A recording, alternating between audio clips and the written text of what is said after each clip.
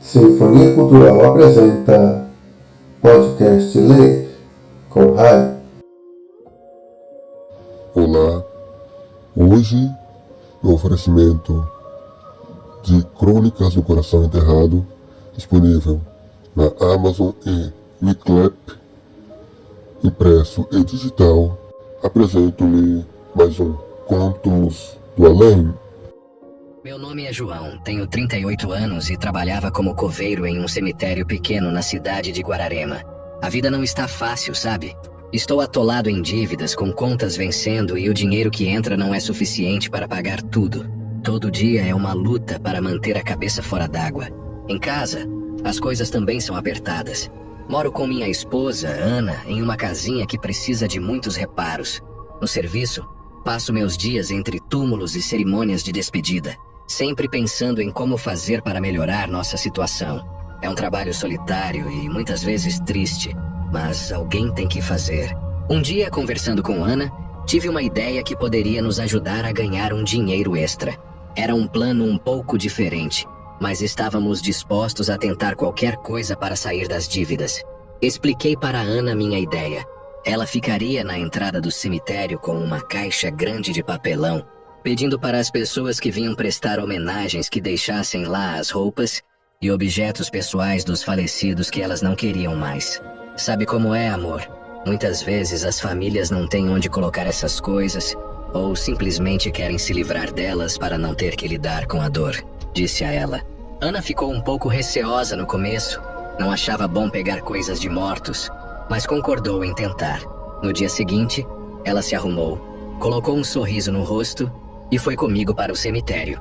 Ela se posicionou discretamente perto do portão de entrada, com a caixa decorada com um pequeno cartaz que dizia: doações de roupas e objetos, ajude-nos a ajudar. No início, as pessoas passavam por ela sem dar muita atenção. Algumas lançavam olhares curiosos, outras de desaprovação. Mas Ana não desistiu. Com sua voz doce, ela começou a abordar os visitantes, explicando nossa situação e o quanto aquelas doações poderiam nos ajudar. Aos poucos, alguns começaram a parar, ouviam sua história e deixavam algo na caixa. Era impressionante ver como as pessoas podiam ser generosas.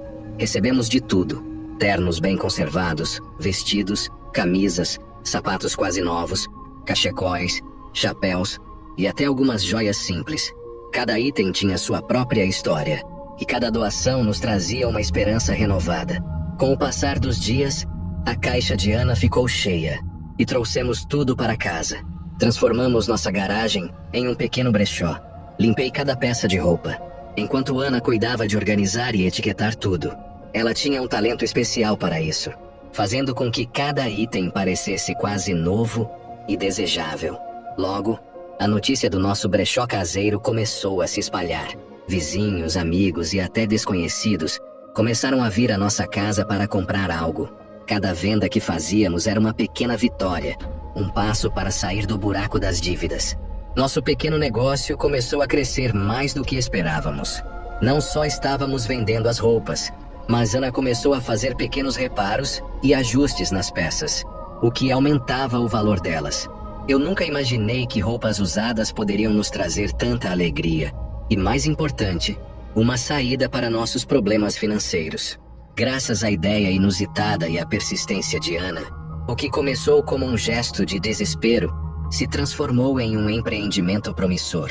Estávamos mais unidos do que nunca, trabalhando juntos para construir algo nosso, algo que começou no lugar mais improvável, na porta de um cemitério. Certo dia, ao voltar para casa depois de mais um longo dia de trabalho, algo estranho chamou minha atenção. Quando estava me aproximando, vi a silhueta de um homem na janela do nosso quarto. Meu coração acelerou e um misto de raiva e confusão tomou conta de mim. Antes que eu pudesse chamar por ele, ou tentar entender melhor o que estava acontecendo, o homem desapareceu da janela. Entrando em casa correndo, empurrei a porta do quarto com força, já gritando: "Cadê ele? Quem estava aqui com você?" Ana, que estava deitada, levantou assustada com o barulho e minha voz alterada. Ela se sentou na cama, piscando os olhos rapidamente, tentando entender a situação.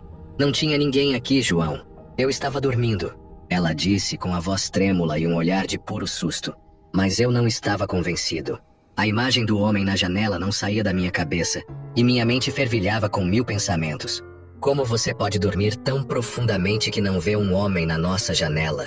Eu questionei, ainda ofegante pela corrida e pela adrenalina. Continuava a insistir que não havia ninguém e que talvez eu tivesse me enganado. Você está trabalhando demais, está estressado. Talvez tenha sido a sombra de uma árvore. Ou você viu alguém na rua e pensou que estava na janela. Ela tentou me acalmar, sua mão alcançando a minha em um gesto de paz. Eu queria acreditar nela. Realmente queria, mas a dúvida e a insegurança eram fortes demais naquele momento. Resolvi verificar cada canto da casa, olhando sob a cama, dentro do armário e até no banheiro, mas não havia sinal de ninguém. A casa estava tranquila, apenas nós dois e o silêncio da noite. Voltando para o quarto, vi Ana sentada na cama, com os olhos cheios de lágrimas. Eu nunca faria algo para magoar você, João. Eu te amo. Ela disse com a voz embargada pela emoção. No entanto, eu estava cego de raiva, incapaz de digerir a situação com calma. Em minha mente, as coisas se juntavam de uma maneira que só confirmava minhas suspeitas. Como você pode fazer isso, Ana? Justo agora que as coisas estavam começando a melhorar para nós? Exclamei, com um tom de acusação que não deixava espaço para dúvidas ou explicações. Sem esperar uma resposta, saí do quarto, batendo a porta atrás de mim com força. Fui para a sala e me joguei no sofá. A raiva borbulhava dentro de mim, misturada com uma sensação de traição. Onde já se viu, agora que estamos indo bem, ela inventa de querer me trair. Murmurei para mim mesmo, enquanto revivia o momento da janela. Cada detalhe aumentando meu ressentimento. Lá fora, a noite continuava silenciosa, mas dentro de mim havia uma tempestade. Fiquei no sofá, encarando o teto escuro, sentindo cada segundo se arrastar enquanto lutava com meus pensamentos. A confiança que eu tinha em Ana e no nosso futuro juntos estava abalada, e naquela noite, não conseguia encontrar o sono, perdido em um mar de dúvidas e mágoa. Já na madrugada, enquanto eu estava no sofá tentando acalmar minha mente, comecei a ouvir vozes vindas do quarto onde Ana tinha ficado. Fiquei alerta de imediato, meus ouvidos tentando captar cada som, mas não conseguia entender o assunto da conversa. A curiosidade e a suspeita se misturaram, me fazendo levantar e caminhar até a porta do quarto para escutar melhor. Chegando lá, tentei girar a maçaneta, mas para minha surpresa, estava trancada. Meu coração disparou. "Quem está aí com você, Ana?" Gritei, batendo na porta com força. "Abre essa porta agora." Continuei esmurrando a madeira, cada batida um eco do tumulto dentro de mim. Depois de alguns longos segundos que pareceram horas, a porta finalmente se abriu. Ana estava lá, sozinha, com uma expressão de sono e confusão. Olhei por trás dela, procurando algum sinal de outra pessoa, mas o quarto estava vazio. O cara pulou pela janela. Pensei, não estava falando com ninguém, João. E eu não tranquei a porta. Ela disse tentando me acalmar, mas suas palavras só alimentavam minha desconfiança. Como você pode dizer isso? Eu ouvi você falando com alguém, e a porta estava trancada. Ana negou novamente, dizendo que talvez eu tivesse sonhado ou ouvido coisas. Mas eu não estava convencido. Algo não estava certo, e eu sentia isso no fundo do meu coração. A confiança entre nós, que já estava abalada, agora parecia estar pendurada por um fio. Eu não estou louco, Ana. Algo está acontecendo aqui e você não está me dizendo. Insisti, a frustração e o cansaço da noite em claro pesando sobre mim. Ela continuou a negar, e sem provas concretas, tudo o que restava era a dúvida corroendo a última linha de confiança que ainda nos unia. A discussão se estendeu pela madrugada, cada um de nós reticente em ceder.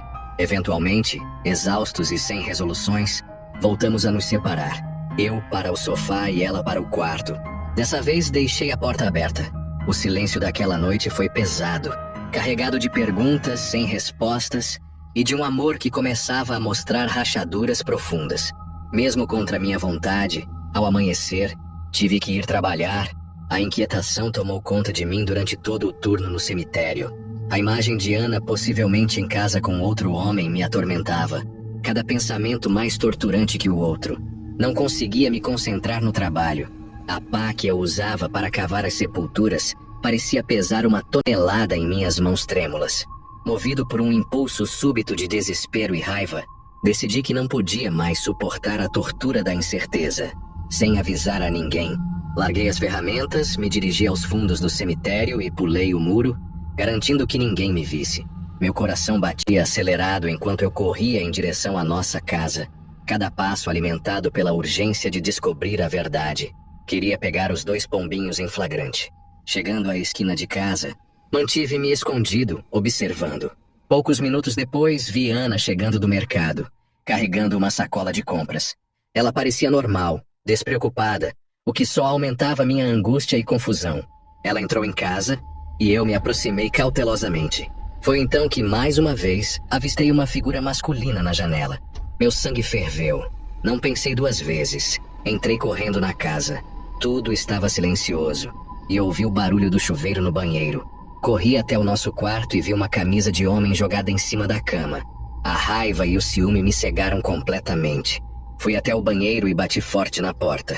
Ana saiu enrolada em uma toalha, completamente assustada e confusa com minha presença. João, o que você está fazendo aqui a essa hora? O que aconteceu? Ela perguntou, claramente chocada com minha chegada abrupta e minha expressão furiosa. Quem está aqui com você, Ana? Quem é o dono dessa camisa? Exigi saber, apontando para a camisa no quarto. Ela olhou na direção apontada, parecendo genuinamente surpresa ao ver a camisa. Eu não sei do que você está falando, João. Eu estava no banho. Não tem ninguém aqui. Acabei de chegar do mercado. Ela respondeu, sua voz tremendo um pouco sob o peso da acusação. Mas eu estava além da razão, impulsionado pela imagem do homem que eu tinha visto e pela camisa na cama. A confusão entre o que meus olhos viam e as palavras de Ana só aprofundava o abismo de desconfiança entre nós. Ana segurou a camisa em suas mãos, analisando-a enquanto as memórias começavam a se alinhar. Essa camisa estava com as outras roupas que trouxe para lavar. Eu não tinha percebido que ela tinha sumido, mas agora me lembro. Alguém deve ter doado no cemitério e acabou misturada com nossas coisas por engano, explicou ela, tentando fazer com que eu entendesse a situação. No entanto, minha mente estava em turbilhão, e a explicação de Ana soava, para mim, como uma desculpa inventada na hora. Você espera que eu acredite nisso? Depois de tudo o que eu vi, um homem na janela, você trancada no quarto conversando com ele, e agora uma camisa de homem que apareceu, aqui, disse eu, com a voz carregada de sarcasmo e desdém. Sonho que se sonha só. É só um sonho que se sonha só.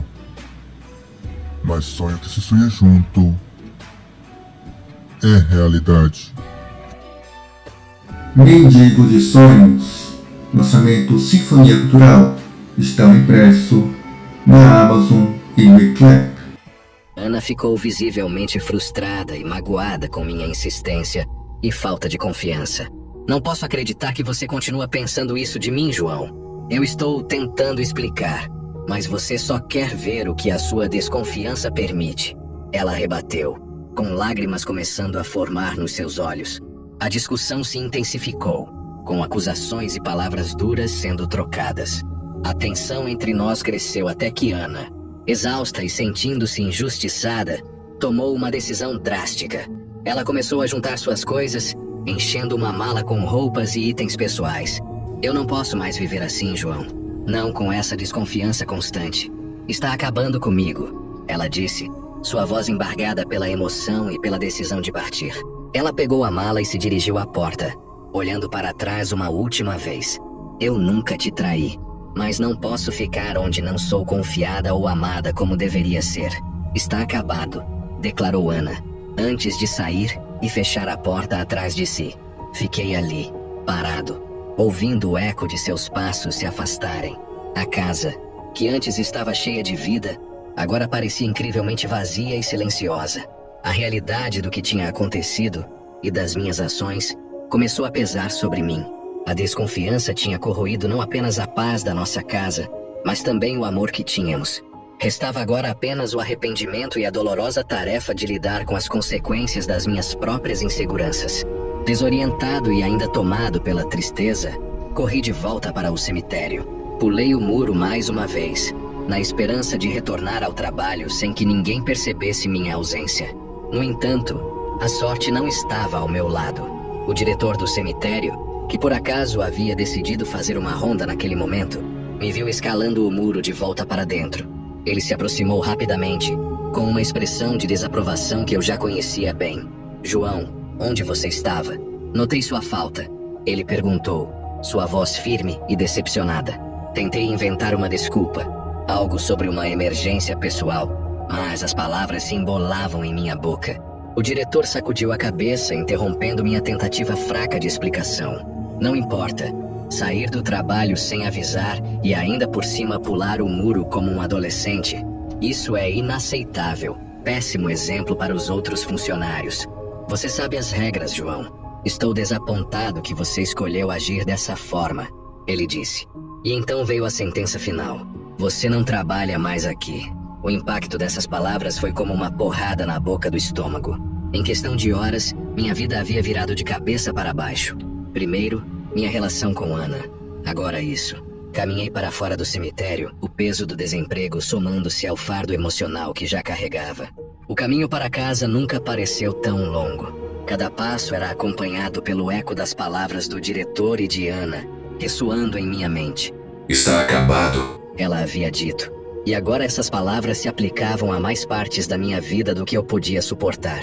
Após passar algumas horas em bar, tentando afogar minhas mágoas em copos de cerveja, saí cambaleante, com a mente embriagada pelas lembranças e pelo álcool. Recordava como tinha sido o começo com Ana, os sonhos que compartilhamos, e como ela se tornou essencial em todos os aspectos da minha vida, especialmente com o brechó que começamos juntos. Era doloroso pensar que ela pudesse ter me trocado por outro, destruindo tudo o que construímos com tanto esforço. Ao chegar em casa, tudo estava quieto e escuro. A solidão do lugar parecia ecoar meus próprios sentimentos. Deitei na cama que ainda guardava o perfume de Ana, um lembrete constante de sua presença e do vazio que ela deixara. O cansaço e o efeito do álcool logo me venceram, e eu caí num sono pesado. Não demorou muito, e fui abruptamente despertado por um som estranho, como correntes arrastando pelo corredor. Meu coração acelerou enquanto os passos se aproximavam do quarto. Tremendo, eu me sentei na cama, olhando fixamente para a porta, esperando ver o que ou quem causava aquele barulho. Então ele apareceu, o mesmo homem da janela. Dominado pelo medo e pela raiva, eu gritei. Seu safado! Já roubou minha mulher! Você quer o que agora? Ele não respondeu. Apenas virou-se lentamente e começou a caminhar de volta para o corredor. Eu saltei da cama e corri atrás dele, mas ao chegar no corredor, ele havia desaparecido. No chão, a camisa estava jogada, como se ele a tivesse deixado para trás na fuga. Peguei a camisa, examinando-a, tentando fazer algum sentido da situação. O tecido entre meus dedos parecia real demais para ser uma alucinação. A casa estava em silêncio novamente, mas meu coração batia forte, e uma sensação de medo e confusão me envolvia. Será que o álcool tinha provocado alucinações? Ou havia realmente alguém, ou algo, perseguindo-me? Uma manifestação dos meus próprios medos e culpa? As perguntas giravam em minha cabeça enquanto eu voltava para o quarto, a camisa na mão, sentindo-me mais perdido e sozinho do que nunca. A casa estava trancada. Seria impossível ele sumir assim tão rápido se fosse alguém de verdade. Coloquei a camisa de volta no quarto e sentei na beira da cama, tentando reunir coragem para enfrentar a realidade de minha vida, agora completamente despedaçada. A imagem do homem e a camisa abandonada no corredor permaneceriam comigo, assombrando a escuridão daquela noite interminável. A aparição daquela noite, se real, ou fruto da minha imaginação exacerbada pelo álcool e pelo remorso, serviu como um brutal despertar. Eu tinha sido um tolo, deixando que o ciúme e a desconfiança dominassem minhas ações, resultando na perda não apenas do meu emprego, mas também da mulher que eu amava. A camisa, o homem na janela, tudo parecia agora parte de um pesadelo do qual eu tinha dificuldade em acordar. Pela manhã, com a cabeça ainda pesada e o coração carregado de arrependimento, decidi que precisava encontrar uma maneira de corrigir meus erros, ou pelo menos tentar. Mas antes precisava lidar com a presença perturbadora que agora parecia assombrar minha casa. Procurei ajuda com a Dona Clara, uma senhora conhecida na cidade por seus conhecimentos de espiritualidade e práticas de limpeza espiritual. Ela me ouviu atentamente, seus olhos profundos analisando cada palavra que eu dizia. João, Vamos fazer uma limpeza na sua casa, mas você também precisa limpar sua consciência. Procure fazer as pazes com Ana, se ainda houver tempo, e perdoe-se por seus erros. Quando Dona Clara chegou à minha casa, o ar parecia carregado, como se uma pesada cortina de névoa tivesse se instalado nos cômodos. Ela entrou silenciosamente, parando ocasionalmente para fechar os olhos e respirar fundo, como se pudesse sentir a densidade do ambiente. Há algo pesado aqui, ela murmurou, enquanto caminhava lentamente pela sala. Ao chegar ao quarto, seu olhar foi imediatamente atraído para a camisa jogada sobre a cama. Com uma expressão grave, ela se aproximou e a pegou delicadamente com as pontas dos dedos. Esta peça, ela carrega muito mais do que tecido, disse Dona Clara, seus olhos fixos na camisa como se pudesse ver através dela. Posso sentir que há uma energia muito perturbada ligada a ela. Ela segurou a camisa contra o peito, fechando os olhos por um momento. Este espírito, ele está confuso. Ele sente que algo que lhe pertencia foi tirado. Dona Clara abriu os olhos, encarando-me seriamente. João, você trouxe algo para casa que não deveria. Com um suspiro, ela acrescentou. Vou levar esta camisa comigo. Precisamos fazer mais do que uma simples limpeza aqui. Preciso realizar um ritual especial para apaziguar esse espírito e impedir que ele continue tentando destruir sua vida. Essa não é uma tarefa simples, e o risco é grande, mas é necessário. Dona Clara então começou a preparar o ambiente para o ritual, acendendo velas e desenhando símbolos de proteção com sal grosso ao redor da casa. Ela entoou palavras que pareciam vir de outro tempo, cada frase vibrando no ar com um poder que eu mal compreendia.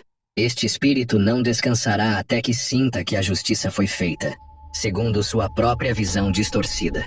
Depois de horas sob a orientação meticulosa e os encantamentos de Dona Clara, senti o ar da casa se aliviar, como se um grande peso tivesse sido levantado.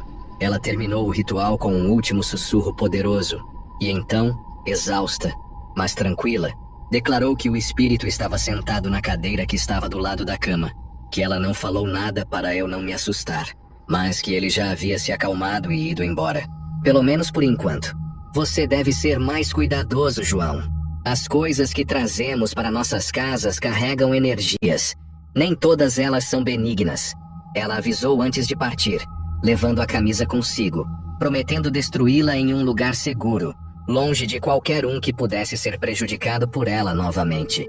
Quando Dona Clara saiu, eu decidi então procurar a Ana. Ana, sou eu, João. Eu sinto muito por tudo. Eu fui idiota. Deixei que o pior de mim tomasse conta. Comecei, as palavras saindo engasgadas, mas sinceras. Eu entendo se você não quiser falar comigo, mas eu precisava te dizer isso.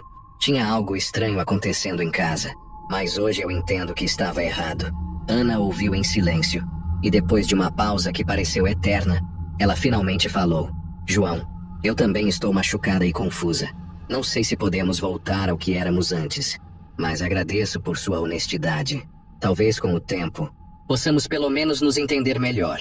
Depois de ouvir a Ana, eu saí de lá e fiquei aguardando retornar para casa, mas até hoje estamos separados.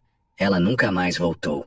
Essa experiência sombria e reveladora deixou em mim uma lição indelével sobre o cuidado e a cautela que devemos ter com as coisas que trazemos para nossos lares. Aprendi de maneira drástica que objetos, especialmente aqueles de pessoas que já partiram deste mundo, podem carregar consigo histórias e energias que desconhecemos.